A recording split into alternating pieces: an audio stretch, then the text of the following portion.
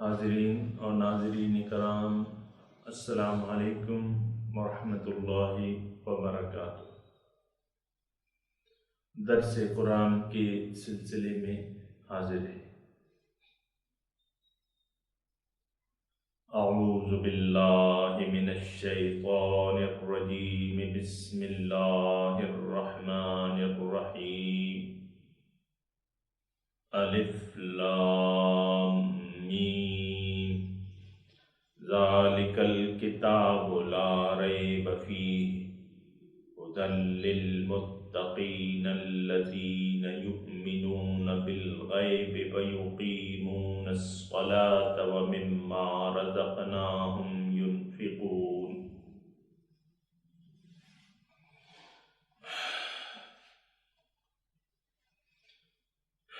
ذالک الکتاب لا ریب فیہ، یہ وہ کتاب ہے جس میں کوئی شک نہیں۔ فیہ ھدی للمتقین۔ سامعین کرام، گزشتہ سبق میں ہم نے ذالک الکتاب لا ریب فیہ کے بارے میں بات کی تھی۔ آج فیہ ھدی للمتقین، اس میں ہدایت ہے متقین کے لیے۔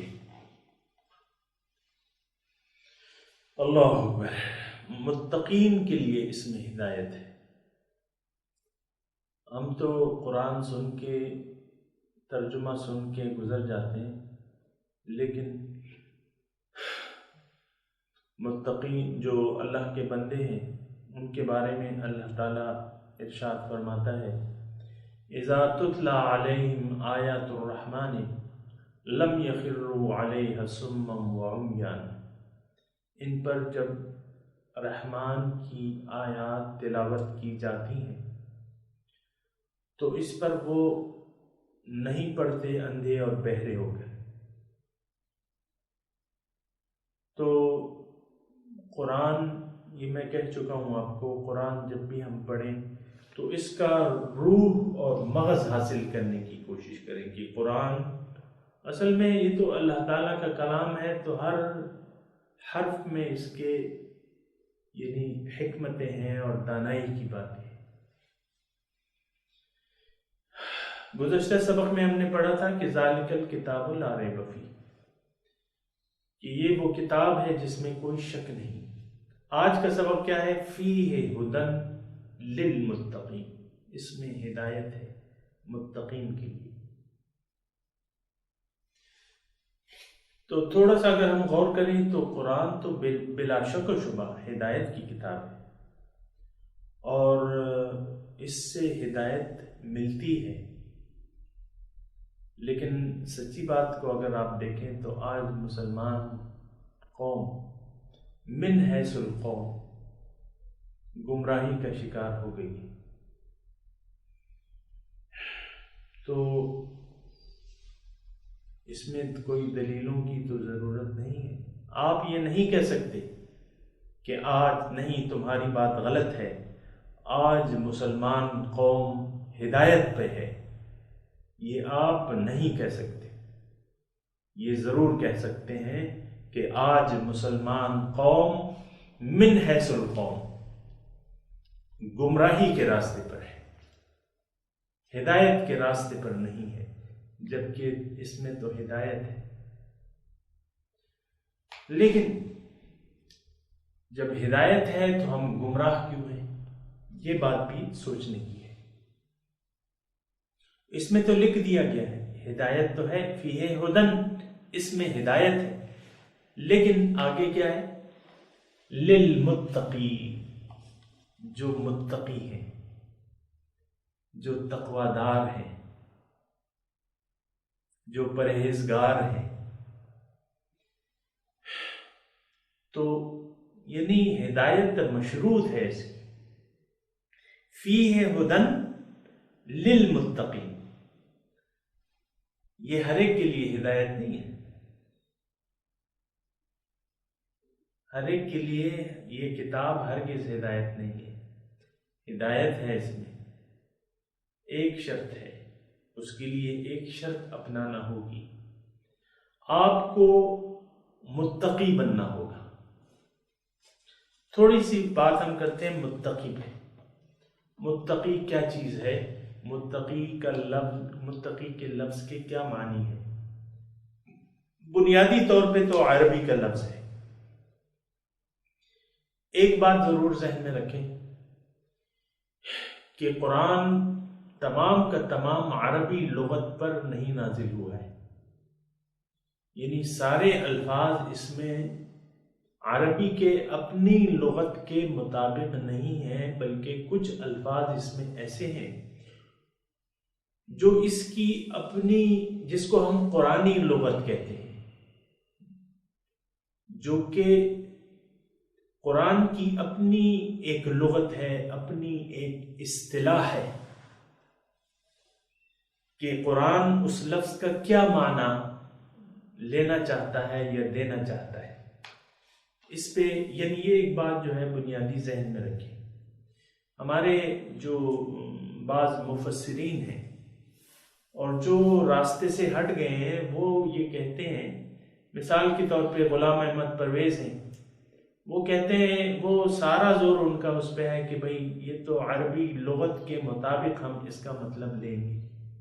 ایسا سوچنا یا سمجھنا درست نہیں ہے۔ قرآن کی اپنی بھی کچھ اصطلاحیں ہیں۔ الصلاۃ، نماز، اب اس الصلاۃ کا کیا مطلب ہے؟ تو یہ تو پھر قرآن خود ہی بتاتا ہے کہ الصلاۃ کسے کہتے ہیں۔ اسی طرح متقی عربی کا لفظ ہے تقوی، اتقی۔ عربی لغت کے حساب سے اس کا مطلب یہ ہے کہ بچ جانا، بچنا، کسی چیز سے بھی بچنا۔ ایک اندھا ایک راستے پر چل رہا ہے، آگے کچھ یا پانی ہے یا کوئی گڑھا ہے، تو دوسرا عربی اس کو کہے گا اتقی اتقی، بچو بچو۔ بچنا لغوی مطلب ہے عربی کا۔ لیکن اگر ہم ہر ایک لفظ کا، ہر لفظ کی ترجمانی جس طرح کے حق ہے وہ تو ترجمے میں نہیں ہو سکتی، لیکن اگر ہم اس لفظ کا ترجمہ کریں محتاط طرز زندگی، احتیاط، یعنی اگر اردو میں ہم اس کا ترجمہ کریں تو اس کا معنی بنے گا محتاط رہنا، ہر معاملے میں، ہر فعل میں، ہر چیز میں محتاط رہنا۔ یعنی آپ اگر زندگی میں محتاط طرز روش آپ نے اپنا لی، میں آپ کو تھوڑی بات بتا رہا ہوں، توجہ سے سنیں۔ محتاط طرز روش آپ نے اختیار کر لی تو پھر تو قرآن میں آپ کے لیے ہدایت ہے۔ اور یہ محتاط طرز روش آپ اختیار کیوں کریں گے؟ سوال یہ بھی بنتا ہے، جبکہ آپ اپنی مرضی سے زندگی گزار سکتے ہیں۔ آپ کو کیا ضرورت ہے احتیاط کی؟ جو چیز آپ کو اچھی لگے کھائیں، جو اچھا لگے پہنیں، جس طرح چاہے رہیں، جس طرح چاہے دوست بنائیں، جس طرح چاہے اپنا تعلق کاٹیں، جس طرح کے چاہے لوگوں سے۔ اللہ اکبر۔ جس طرح کے چاہے کہ کپڑے پہنیں، جس طرح چاہے اپنی شکل بنائیں۔ تو جب یہ سب کام اپنی مرضی سے لوگ کر رہے ہیں، آپ کو احتیاط کی کیا ضرورت ہے؟ ایک سوال یہ بنتا ہے کہ احتیاط کی کیا ضرورت ہے؟ لیکن آپ دیکھیں کہ ہر خطیب جو ہے قرآن پاک جب اپنا خطبہ شروع کرتا ہے تو کہتا ہے الحمدللہ رب العالمین والعاقبۃ للمتقین، تمام تعریفیں اللہ کے لیے ہیں، عاقبت متقین کے لیے ہے۔ بلکہ اللہ تعالیٰ نے خود فرمایا یہ والعاقبۃ للمتقین، کہ عاقبت جو ہے وہ تو متقین کے لیے ہے، اچھا انجام جو ہے وہ متقین کے لیے ہے۔ تو اچھا انجام. سوال یہاں یہ پہ ہے، یہ بات میں ایسے کر رہا ہوں کہ قرآن سے ہدایت لینے کی واحد شرط جو ہے، اللہ تعالیٰ ایک مشروط گروہ کو ہدایت سے مشروط کر رہا ہے کہ وہ گروہ جو اس قرآن سے ہدایت لینا چاہتا ہے ان میں تقوی کی صفت لازمی ہونی چاہیے. اور ہم تقوی کی صفت پہ بات کر رہے ہیں. تقوی کی ہم نے بات کی ہے کہ تقوی جو ہے وہ کیا ہے، اس کا میں نے آپ کو معنی کیا کہ احتیاط، محتاط طرز زندگی. اب میں یہ بتانے کی کوشش کر رہا ہوں کہ محتاط رہنے کی کیا ضرورت ہے. اصل میں یہ بات میں پہلے بھی بتا چکا ہوں اور دوبارہ میں آپ کی گوش گزار کرنا چاہتا ہوں کہ انسان کو اللہ تعالیٰ نے ایک خاص مقصد تک پہنچنے کے لیے، جو کہ اس کی اپنی ذات ہے، اپنی ذات تک پہنچنے کے لیے انسان کو دنیا میں بھجوایا ہے کہ یہ یہاں آ کے ایسے کام کرے یا میرے راستے پر چل کر مجھ تک پہنچ جائے. اب اللہ کا راستہ کیا ہے؟ وہ کتاب، اللہ کی کتاب بتاتی ہے. قرآن ایک مکمل ضابطۂ حیات ہے، اللہ کا راستہ. اب یہ ہے کہ طرز زندگی، یعنی اللہ تعالیٰ نے انسان کی کامیابی کو ایک خاص طرز میں پنہا کر دیا ہے، طرز زندگی میں پوشیدہ رکھ دیا ہے. ایک خاص طرز کو مقبول کر کے وہ طریقہ کار قرآن میں بتا دیا ہے. تو اب جو بھی اللہ تک پہنچنا چاہتا ہے اس کو اس طریقے کے مطابق زندگی گزارنی ہوگی. پھر اس پہ عمل کا نمونہ کون آپ کو بتائے گا؟ تو وہ رسول کی ذات ہے. وَلَكُمْ فِي رَسُولِ اللَّهِ أُسْوَةٌ حَسَنَةٌ، تمہارے لیے رسول کی ذات میں ایک بہت اچھا نمونہ ہے. لمن کانا، کس کے لیے؟ یرجو اللہ، جو اللہ کا امیدوار ہو. مختصر بات، یعنی اللہ کا امیدوار کیسے؟ اس سے ملاقات کا، لقاء اللہ. یہ بھی الفاظ آئے قرآن میں.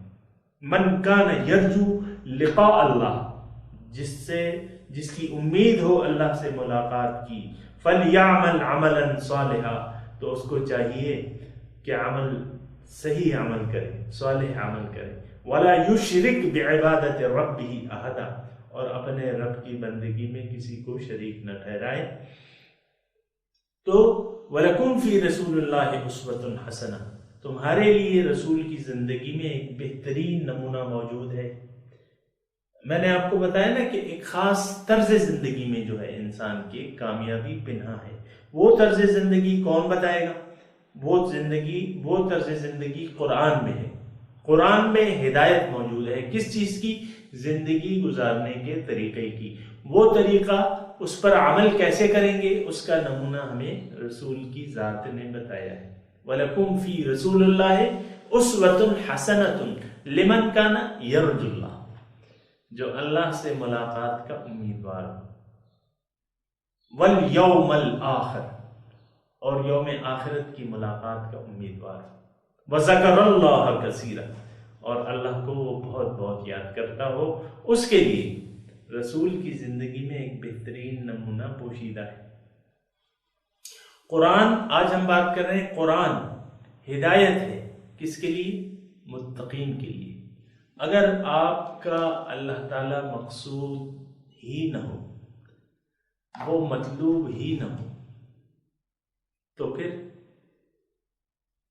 آپ کو تو قرآن کی کوئی ضرورت نہیں ہے.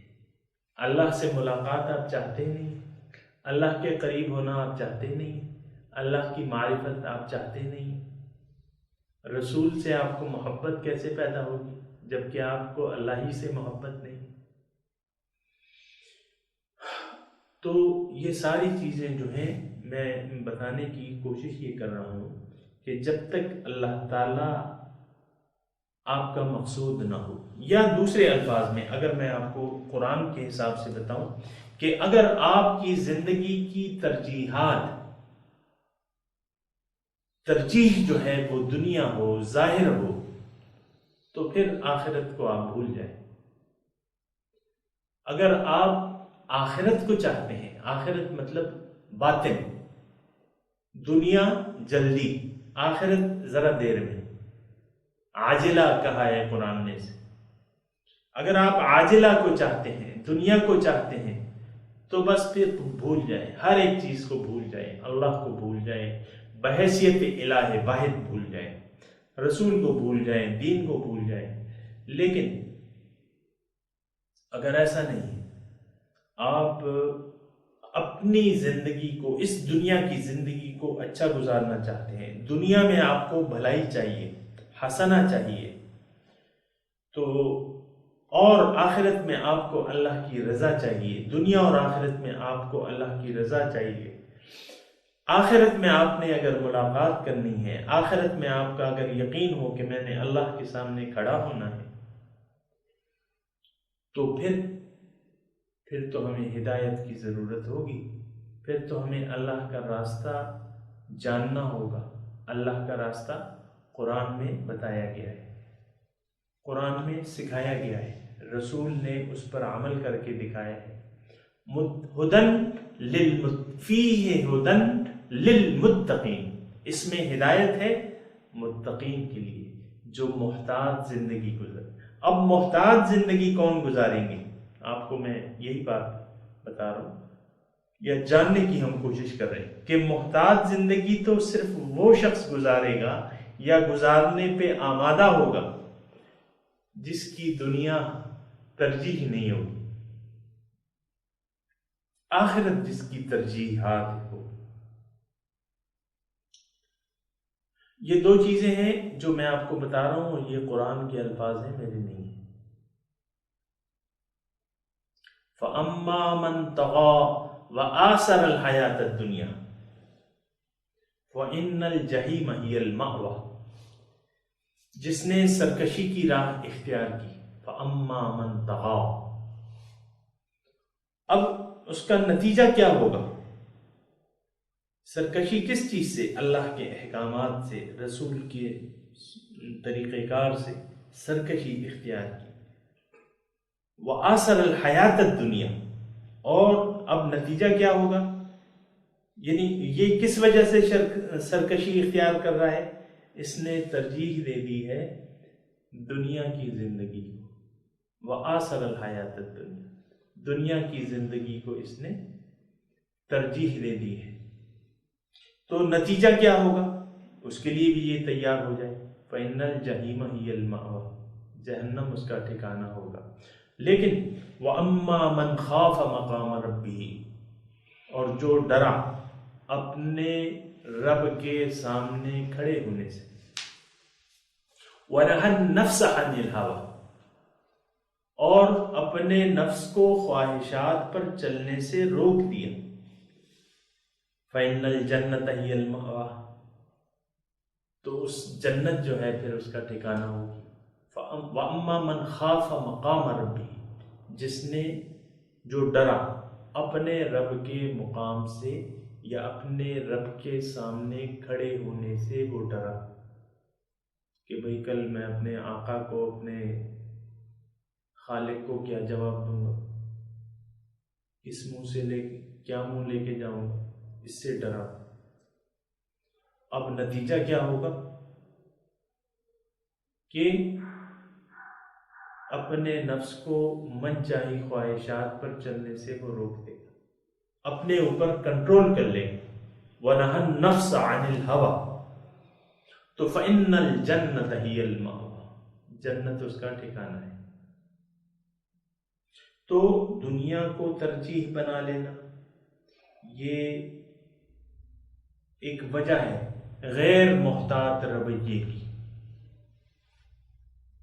دوبارہ جملہ یہ سن لیں، دنیا کو ترجیح بنا لینا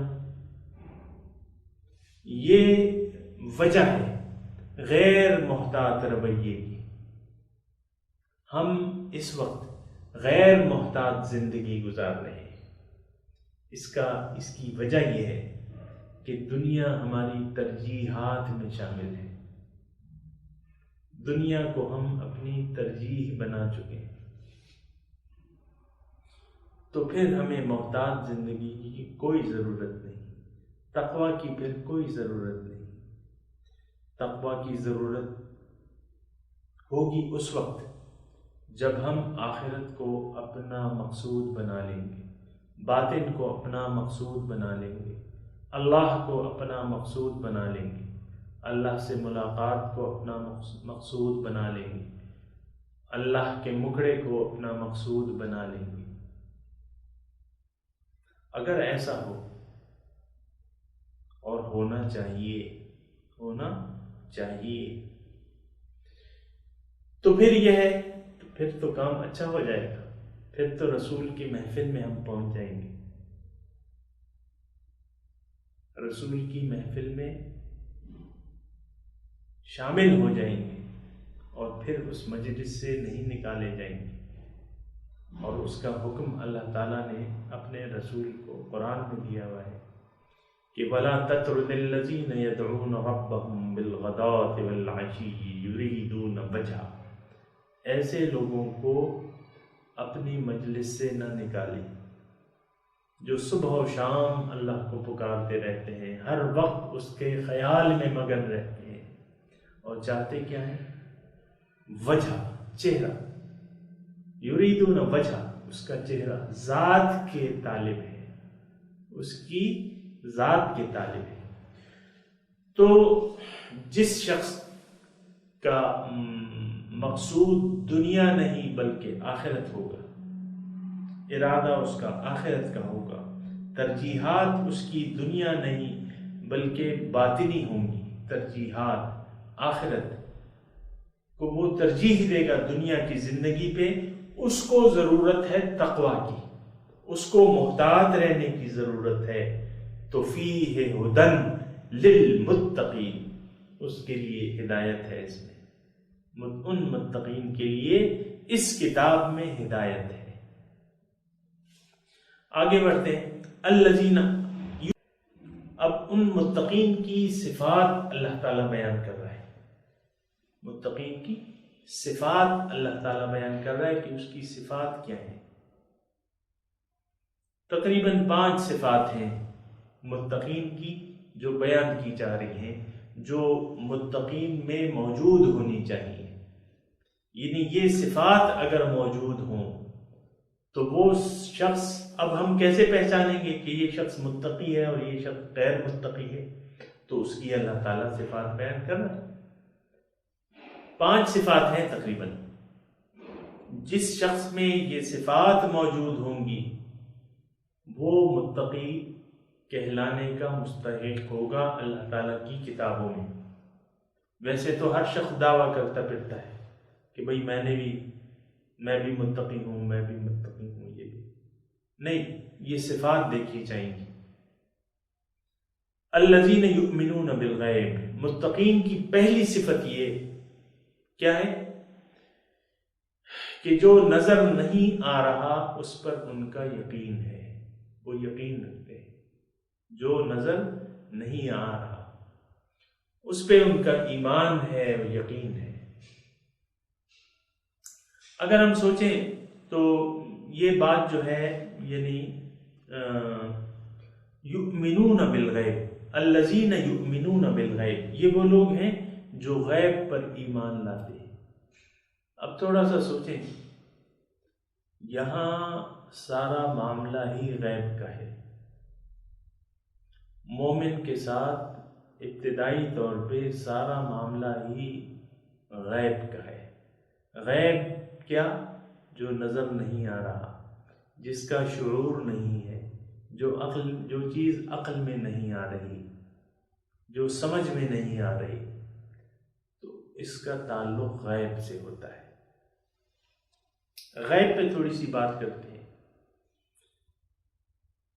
بیان کیا ہو رہا ہے؟ متقین کی پہلی صفت ہے کہ ان کا غیب پر ایمان ہو، غیب پر ان کا یقین ہو۔ یؤمنون بالغیب، ان کا غیب پر یقین ہوتا ہے۔ تو اب غیب کیا چیز ہے؟ آپ کو میں نے بتایا کہ غیب جو چیز عقل کی حدود سے باہر ہو، ہمارے شعور کی حدود سے باہر ہو، تو وہ چیز جو ہے وہ غیب ہوتی ہے۔ آپ کو میں ایک چیز بتاؤں کہ غیب کیوں اس پر یقین لانا جو ہے ضروری ہے، غیب پر یقین لانا کیوں ضروری ہے؟ اصل میں جس دنیا میں ہم رہ رہے ہیں، جس کا تعلق غیب سے نہیں ہے،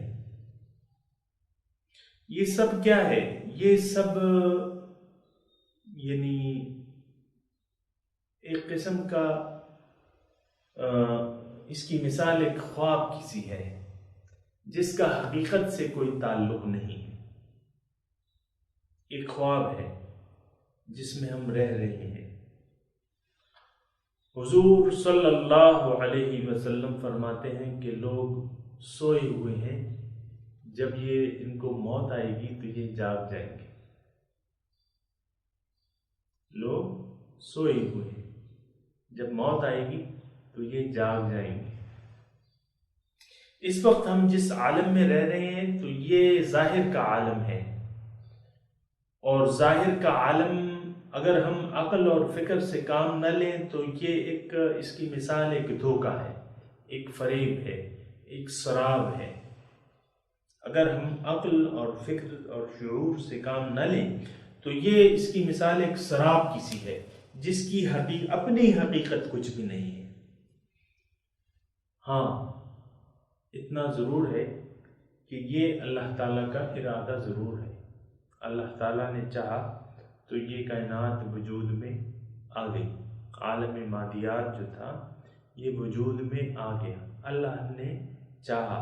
اللہ کا ارادہ ضرور ہے یہ، اللہ نے چاہا تو موجود ہوگی۔ جب اللہ تعالیٰ نہیں چاہے گا تو بس یہ ختم ہو جائے گی۔ اس کا اپنا کوئی وجود نہیں ہے۔ جس کائنات میں ہم رہ رہے ہیں اس کا اپنا کوئی وجود نہیں ہے، اس کی کوئی حقیقت نہیں ہے، یہ محض اللہ تعالیٰ کا ارادہ ہے، اس کا عکس ہے۔ أَلَمْ تَرَ إِلَىٰ رَبِّكَ كَيْفَ مَدَّ الظِّلَّ، کیا تم نے نہیں دیکھا کہ اللہ تعالیٰ نے اپنے سائے کو کیسے پھیلا دیا ہے؟ تو یہ اللہ تعالیٰ کا سایہ ہے، اس کا عکس ہے، اس کے نور کا ظہور ہے، اور یہ اس کی ایک چاہت ہے، اس کا ارادہ ہے، اس کی ایک چاہت ہے، لیکن جب وہ چاہے گا یہ نہیں ہوگا، اس میں کچھ بھی نہیں ہوگا، ختم ہو جائے گا۔ تو یہ حقیقت ہے اس ظاہر کی۔ اگر دوبارہ میں آپ کو کہہ رہا ہوں کہ اگر ہم نے عقل، فکر، شعور اس سے کام نہ لیا تو ایک دھوکے میں پڑ جائیں گے، اور ہم کو ظاہر کا دھوکہ لگ جائے گا، جس طرح کہ آج کل لگا ہوا ہے، ظاہر کا دھوکہ لگا ہوا ہے۔ ظاہر کی چیزوں سے محبت ہو گئی ہے، ہمیں اپنے آپ سے محبت ہے، اپنے کاروبار سے محبت ہے، پیسے سے محبت ہے، بینک بیلنس سے محبت ہے، بیوی سے محبت ہے، بچوں کو آپ کتنا چاہتے ہیں، یہ ساری چیزیں جو ہیں ہمیں اچھی لگتی ہیں۔ آپ کی گاڑیاں ہیں، کتنا آپ اس کا خیال رکھتے ہیں، کوئی اسکریچ آپ نہیں پڑنے دیتے، کیوں کہ نئی گاڑی ہے، کوئی تھوڑا سا لگے بھی تو آپ اس کو گھور کے دیکھتے ہیں کہ یہ کیا کر دیا تم نے۔ محتاط ڈرائیونگ کرتے ہیں، کہیں اس پہ کوئی اسکریچ نہ ہو جائے، یہ نہ ہو جائے۔ تو ظاہر کا ایک دھوکہ لگا ہوا ہے، کیونکہ ہم عقل اور فکر اور شعور سے کام نہیں لے رہے، اور غیب پہ ہمارا ایمان ہی نہیں۔ تو آپ کو میں کہہ رہا ہوں کہ یہ دھوکہ جب ہمیں لگ جائے تو پھر کیا ہوتا ہے کہ پھر یہ ہوتا ہے کہ ظاہر کے دھوکے میں انسان آ جاتا ہے، اور اسی کے لیے اپنی زندگی گزار دیتا ہے۔ متقین کی پہلی جو صفت ہے وہ یہ ہے یؤمنون بالغیب، ان کا غیب پر پختہ یقین۔ حاضرین کرام، اگر ایک بات میں آپ کو بتاؤں کہ جتنی جو چیز جتنا غائب ہے اتنی ہی زیادہ وہ پر حقیقت ہے، حقیقی ہے وہ. یعنی جتنی بھی ہماری آنکھوں سے اوجھل ہے، ہمارے عقل شعور سے ماورا ہے، وہ اتنی ہی حقیقی ہے. ذات الہی، ذات باری تعالی سب سے کائنات کی سب سے بڑی حقیقت ہے، اور کوئی اور کسی چیز کا حقیقی وجود ہی نہیں. لیکن اس کے متعلق کیا ہم کچھ سوچ سکتے ہیں؟ اس کے متعلق کوئی عقل اور فکر کچھ کام کرتی ہے؟ اس کی ذات، اس کے صفات، کوئی ہماری عقل کچھ کام ہی نہیں کرتی. وراء الورا ہے وہ ذات، تمام سوچوں سے بالا تر ہے. ہمارا عقیدہ یہ ہے کہ اللہ تعالیٰ ذات کے متعلق یا اس کی صفات کے متعلق جو کچھ بھی ہمارے ذہن میں آتا ہے وہ اللہ تعالیٰ نہیں ہے. جہاں پہ ہماری عقل، فکر، شعور اس کی قدرتوں، اس کی صفات کے متعلق جواب دے جائے، وہاں سے صفات الہی شروع ہوتی ہیں. تو وہ تو ہمارے وہم و گمان سے بالا ہستی ہے. تو میں صرف اتنی بات کہنا چاہ رہا ہوں کہ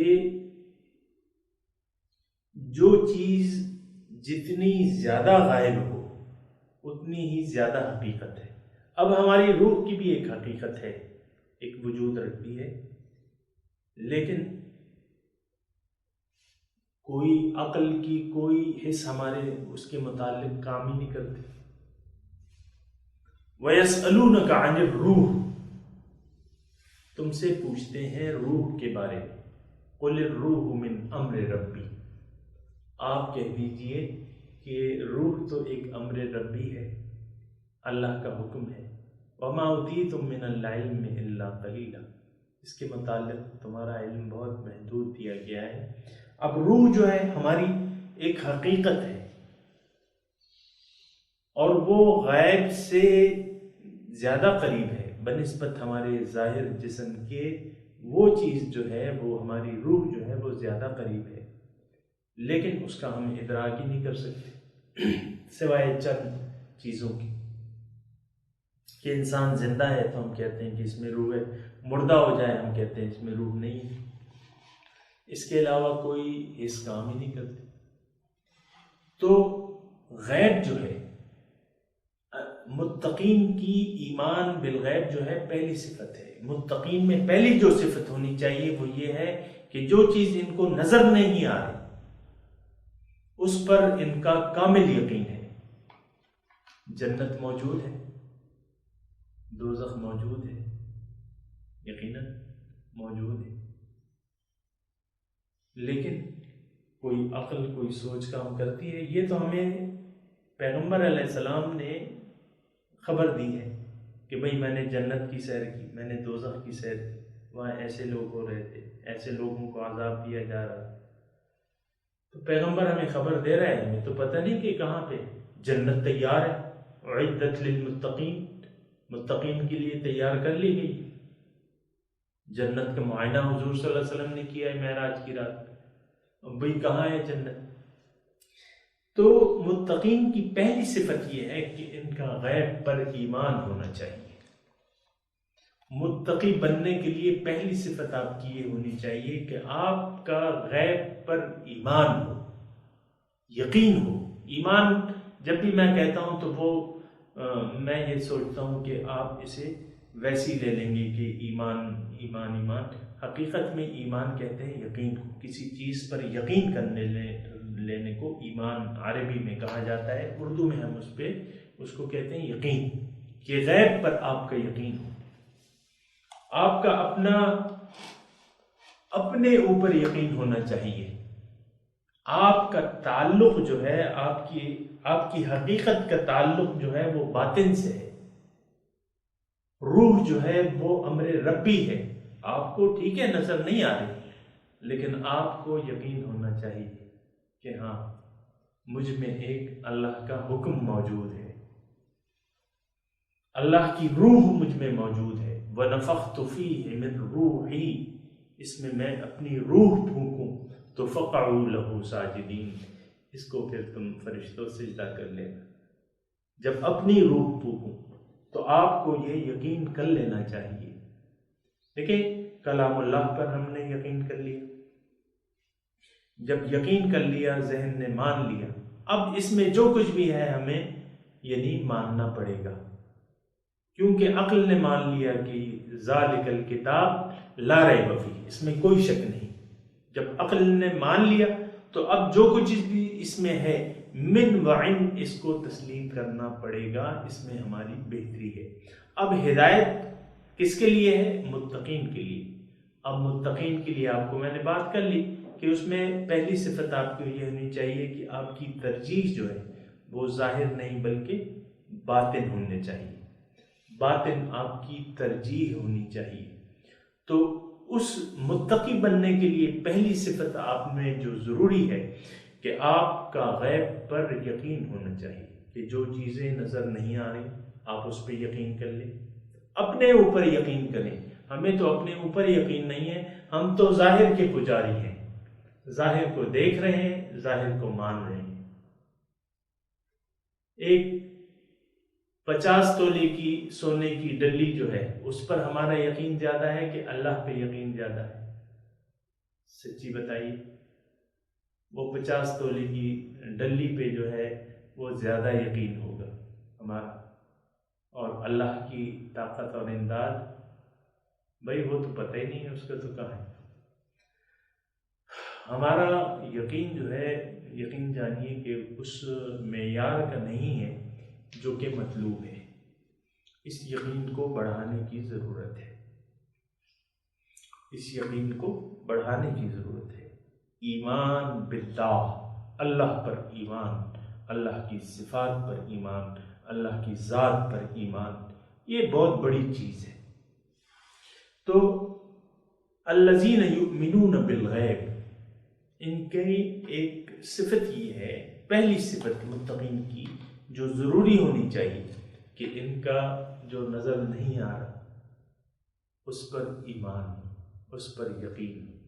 اب دیکھیں جب یہ یقین ہم پیدا کر لیں گے تو اللہ تعالیٰ کے جو وعدے ہیں، جو وعدے کہہ رہا ہے اللہ تعالیٰ، جو جنت کے اور اچھی زندگی کے وعدے، یقیناً اللہ تعالیٰ نے ہمیں اس دنیا میں خوشخبری دے دی ہے، اور خوشخبری یعنی لہم البشرا فی الحیات الدنیا، ان کے لیے دنیا میں بھی خوشخبری ہے اور آخرت میں بھی خوشخبری ہے۔ یہ خوشخبری اللہ تعالیٰ نے ہمیں دے دی ہے، ایک بہت اچھی زندگی کی نوید ہمیں سنا رہا ہے۔ من عمل صالحا منکم من ذکر او انثی فلنحیینہ حیاتا طیبہ، جس نے بھی نیک عمل کیا تم میں سے، خواہ کہ وہ مرد ہو یا عورت، اس کو میں ایک بہت اچھی زندگی دوں۔ اب دیکھیں اچھی زندگی کے لیے تو ساری کوششیں ہو رہی ہیں، یہ مار دھاڑ، رشوت، حرام، یہ ساری زندگی، یعنی حقیقت میں تو ہم کوئی اچھی زندگی کہ یار کوئی اچھا دن نصیب ہو جائے، تو ساری وہ ایک الگ بات ہے کہ اچھی زندگی کا معیار ہمارے نزدیک کیا ہے اور اللہ کے نزدیک کیا ہے، وہ ایک الگ بحث ہے۔ لیکن اچھی زندگی کی تو طالب ہیں، اور اللہ تعالیٰ کہہ رہا ہے کہ تم عمل صالح اختیار کر لو تو میں تمہیں ایک بہت اچھی زندگی دے دوں۔ فَلَنُحْيِيَنَّهُ حَيَاةً طَيِّبَةً، اس کو میں ایک بہت اچھی زندگی دوں گا۔ تو وہ اچھی زندگی اللہ تعالیٰ اب کہہ رہا ہے کہ میں تمہیں اچھی زندگی دوں گا، تو اگر تمہارا ایمان بالغیب ہے، اللہ کے وعدے پر اگر تمہارا یقین ہے تو پھر تو تم خوش ہو جاؤ گے، پھر تو تم خوش ہو جاؤ گے۔ اللہ تعالیٰ کہہ رہا ہے کہ تمہارے لیے میں ایک نور بنا دوں گا، تم اگر یعنی میری ہدایت کے مطابق عمل کرو گے۔ افمن جعلنا له نورا یمشی به فی الناس کمن مثلہ فی الظلمات لیس بخارج منها، کیا وہ شخص جس کے لیے میں نے ایک نور بنا دیا ہے، اور اس کے ذریعے وہ لوگوں میں چلتا پھرتا ہے۔ کیا ہو سکتا ہے ان لوگوں کی مانند جو اندھیروں میں پڑے ہوئے ہیں، اس سے وہ نکلنے والے ہی نہیں ہیں؟ تو جو نور اللہ تعالیٰ ایک نور دے دیتا ہے، اللہ تعالیٰ ایک نور دے دیتا ہے، وہ نور اللہ تعالیٰ یہ وعدہ ہے کہ میں تمہیں نور دوں گا۔ قرآن نور ہے، یہ تو اتنی مشکل بات نہیں ہے، قرآن نور ہے، آپ قرآن کو لے لیں، آپ کے پاس نور آ جائے۔ لَقَدْ جَاءَكُم مِّنَ اللَّهِ نُورٌ وَكِتَابٌ مُّبِينٌ، تمہارے پاس اللہ تعالیٰ کی طرف سے ایک نور اور ایک واضح کتاب آ گئی۔ تو آپ نے قرآن کو قبول کر لیا، تو آپ اس کا مطلب یہ ہے کہ اب تو ایمان بالغیب کی بات ہے۔ اگر آپ کا غیب پر ایمان ہے، اللہ کی باتوں پر ایمان ہے، تو نور کو حاصل کرنے کی کوشش کون نہیں کرے گا؟ اس نور کو حاصل کرنے کی کوشش کون نہیں کرے گا؟ پھر یہ تو سارے پھر ایمان بالغیب کی باتیں ہیں۔ تو اللہ تعالیٰ نے تو بہت سے وعدے کیے ہمیں اور بہت سی امیدیں ہمیں دلائی ہیں کہ بھئی دنیا اور آخرت تمہاری دونوں میں اچھی کر دوں گا۔ جو تم میں سے آخرت چاہتا ہے تو اللہ تعالیٰ کے پاس دنیا اور آخرت تو دونوں کے موجود ہیں۔ خزانوں کی کنجیاں کس کے پاس ہیں بھیا؟ اللہ کے خزانوں کی کنجیاں کس کے پاس ہیں؟ شیطان کے پاس ہیں؟ نہیں، اللہ کے پاس ہے۔ تو سارے خزانوں کی چابیاں دو اللہ کے پاس ہیں، تم اللہ کے بندے بن جاؤ اور یقین کر لو۔ تو اللہ تعالیٰ کیوں کنجوس ہے؟ نہیں، اس کے تو دونوں ہاتھ، بل یداہ مبسوطتان، اس کے تو دونوں ہاتھ کھلے ہیں۔ ایسا تو نہیں ہوگا کہ وہ تمہیں بھوکوں مار دے، یہ تو نہیں ہو سکتا۔ وہ تو مالک اور آقا تو وہی۔ یؤمنون بالغیب، وہ غیب پر ایمان لاتے ہیں۔ تو نمبر 1 صفت جو ہے متقیوں، متقی بننا ہے، آخرت کو مقصود بنانا ہے، آخرت کو ترجیح بنانی ہے، اس کے لیے تقوی کی روش اختیار کرنی ہے، پھر قرآن سے ہدایت لینی ہے، اور متقی بننے کے لیے کیا کرنا ہے؟ ایمان بالغیب، غیب پر ایمان لانا ہے، غیب پر یقین لانا ہے۔ آج کل میں اور آپ جس معاشرے میں رہ رہے ہیں اس کا غیب پر ایمان نہیں، اللہ کے وعدوں پر کسی کا ایمان نہیں، دوزخ سے کسی کا خوف ہی نہیں آ رہا۔ بھئی کھولتا ہوا پانی پیش کیا جائے گا، مجرموں کو کھولتا ہوا پانی پیش، اس کے باوجود جرم کرنے سے باز ہی نہیں آ رہے۔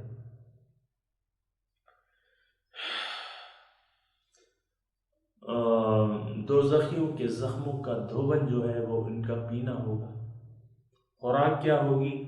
زقوم کا درخت، ان شجرۃ الزقوم طعام الاسیم، زقوم کا درخت جو ہے وہ گنہگاروں کی خوراک ہوگی۔ گناہ سے لوگ بازی نہیں آ رہے۔ یہ ساری چیزیں جو ہیں یہ یعنی ہماری بے یقینی کی کیفیت کی عکاسی کرتے ہیں کہ ہمارا یقین نہیں ہے، آخرت ہماری ترجیح نہیں ہے، ہماری ترجیح جو ہے وہ ظاہر ہے، وہ دنیا ہے۔ تو پھر تو یہ ساری باتیں بھائی میرے فضول ہیں جس کے پیچھے ہم پڑے ہوئے ہیں، اور یہ ساری باتیں قرآن کی ہمیں قطعاً کوئی ضرورت نہیں۔ اگر دنیا ہماری ترجیحات میں ہے، قرآن کی میں بات کر رہا ہوں آپ، اگر دنیا ہی ہماری ترجیح بنی رہی تو پھر تو بات بہت مشکل ہو جائے گی۔ دنیا سے اگر ہم نے توجہ کنورٹ نہ کی آخرت کی طرف، اپنی حقیقت کی طرف، تو پھر تو بات جو ہے تھوڑی سی مشکل ہو جائے گی۔ دنیا تو جتنا مقسوم ہے وہ تو شاید مل جائے آپ کو، کیونکہ دنیا تقسیم ہو چکی ہے، لیکن یقین جانیے آخرت سے ہم ہاتھ دھو بیٹھیں گے۔ یہ قرآن کے الفاظ ہیں، میرے نہیں۔ اللہ اکبر۔ من کان یرید العاجلۃ عجلنا له فیہا ما نشاء لمن نرید ثم جعلنا له جہنم یصلاها مذموما مدحورا۔ جو کوئی عاجلہ کا طالب ہو گیا، من کان یرید العاجلہ، عاجلہ میں نے آپ کو کہا ہے نا، اللہ تعالیٰ دنیا کو قرار دیتا ہے، عاجلہ تعجیل سے جو کوئی جلدی یہ حاصل کرنا چاہتا ہے، یعنی مزے جو ہیں، یا تو عاجلہ جس کو جلدی ہے، جو آخرت کا متمنی نہیں ہے اور دنیا ہی کا طالب ہے، تو ٹھیک ہے۔ ایسے لوگوں کی کیٹیگری کو اللہ تعالیٰ نے تسلیم کیا ہوا ہے کہ ہاں ایسے لوگ موجود ہیں، منکم من یرید الدنیا ومنکم من یرید الآخرہ، تم میں سے بعض ایسے لوگ ہیں جو ظاہر کے طالب ہیں، دنیا آخرت نہیں چاہتے، ومنکم من یرید الآخرہ، اور تم میں سے بعض ایسے لوگ ہیں جو صرف آخرت کے طالب ہیں، دنیا کے طالب ہیں ہی نہیں۔ تو من کان یرید العاجلہ، اللہ تعالیٰ فرماتا ہے کہ جو عاجلہ چاہے گا، دنیا ہی کو مطلوب و مقصود بنا کے اسی کے لیے ساری کوششیں کرے گا، تو عجلنا لہ فیہا، میں اس کو جلدی دے دوں گا۔ یہ نہیں کہ میں اس کو بس فوراً اس کے ہاتھ پاؤں اپاہج کر دوں، اسے معذور کر دوں، نہیں، عجلنا، میں اسے جلدی دے دوں گا، فیہا، اس دنیا میں، ما نشاء لمن نرید۔ تھوڑا سا غور کیجئے گا اللہ تعالیٰ کیا کہہ رہے ہیں، ما نشاء لمن نرید، ما نشاء جتنا میں چاہوں، لمن نرید جس کو، جتنا میں چاہوں، جس کو چاہوں جتنا میں چاہوں۔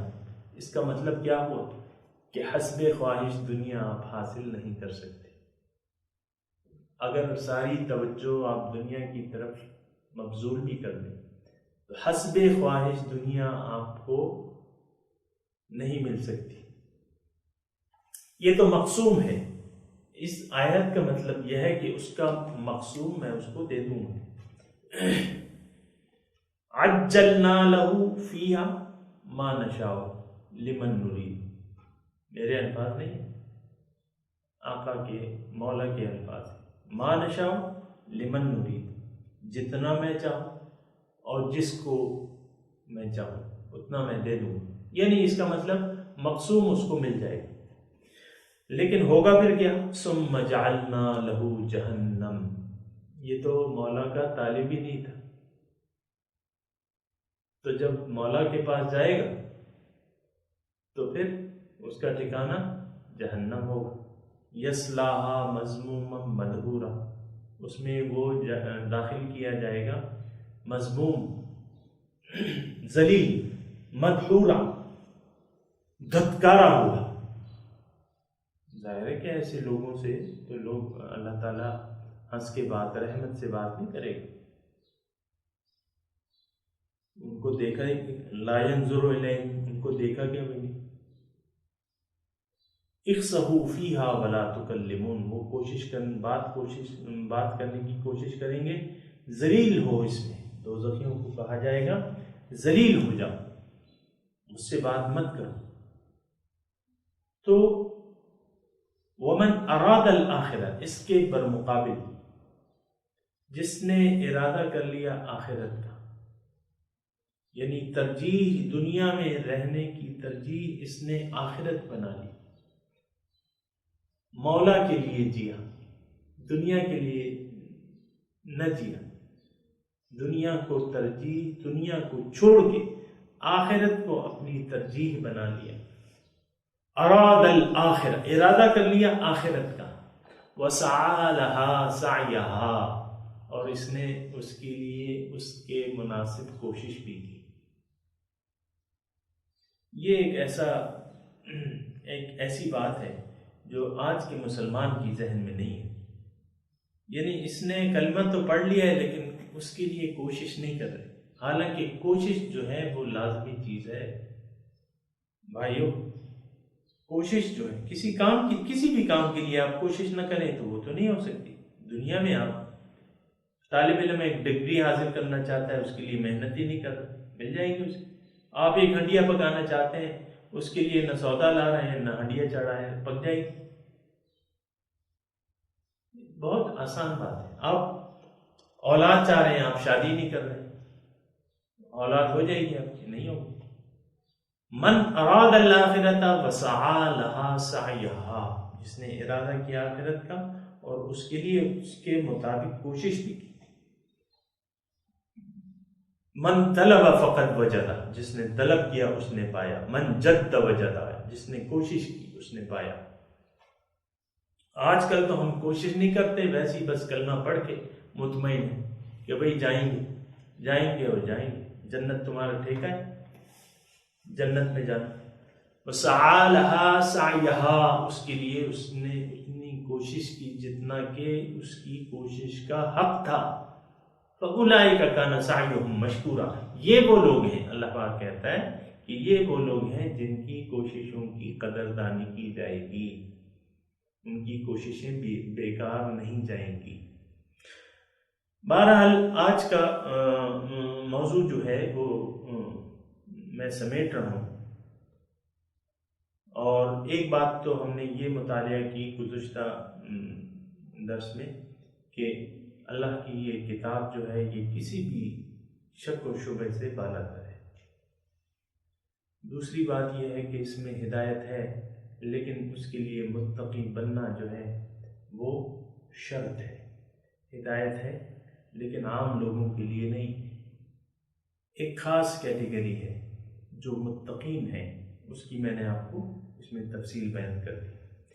پھر متقین کی جو صفات اللہ تعالیٰ بیان کر رہا ہے تو اس میں 5 صفات میں پہلی صفت جو ہے وہ یہ ہے کہ اس کا ایمان بالغیب ہونا چاہیے، کہ جو چیز نظر نہیں آ رہی، جو چیز اس کے شعور سے بالاتر ہے، اس پر اس کا یقین ہے، اور یقین کی وجوہات بھی موجود ہیں۔ یقین کی وجوہات، ٹھوس وجوہات موجود ہیں، تو اس پر اس کو یقین کرنا ہوگا۔ یہ متقین کی پہلی صفت ہے۔ وآخر دعوانا ان الحمد للہ رب العالمین، والصلاۃ والسلام علیکم ورحمۃ اللہ وبرکاتہ۔